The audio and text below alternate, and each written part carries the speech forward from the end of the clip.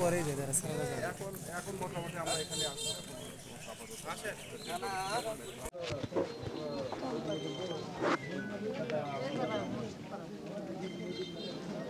আমাদের পরিবর্তন না আসলে তারা পুলিশের রাখা হবে আমাদের পক্ষে মাঝামাঝি এরা মনে পক্ষে আমাদের পক্ষে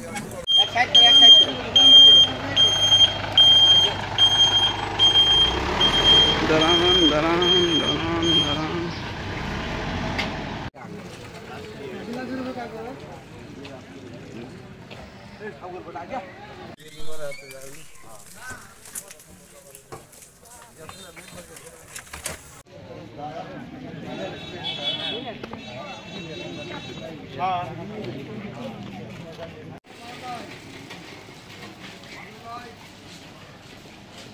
এতক্ষণ ডাকলাম শুনলেন না।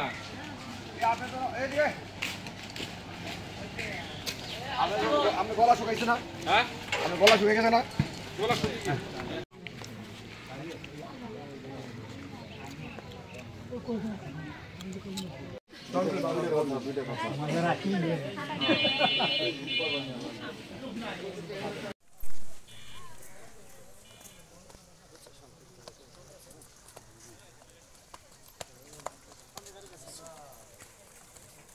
না আসবি না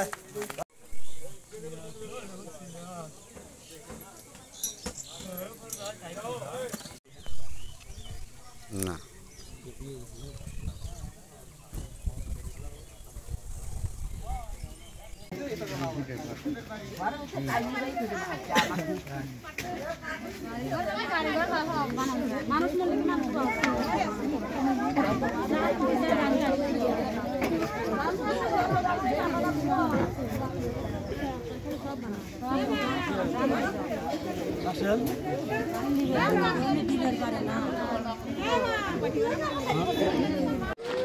তুই যেটা লিখে যে রুগীটা লিয়ে নাম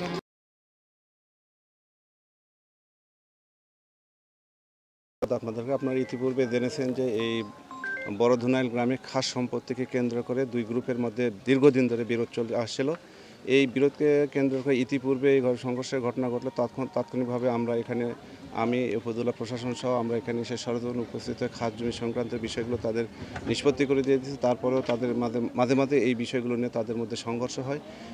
এই ধারাবাহিকতা গতকাল এই আপনারা জানেন যে দুই পক্ষের আবারও এই মাঝে উত্তেজনা সৃষ্টি হলে তাৎক্ষণিকভাবে পুলিশ এসে এই ঘটনাটা নিয়ন্ত্রণ করে এবং আজকের সেই ঘটনার আবার ইয়াতেই পুনরাবৃত্তির ঘটনার কারণে দুই পক্ষের যখন এই মাধ্যমে সংঘর্ষ হয়, সংঘর্ষে মদিন মোল্লা নামে একজন নিহত হয়েছে। কিভাবে নিহত?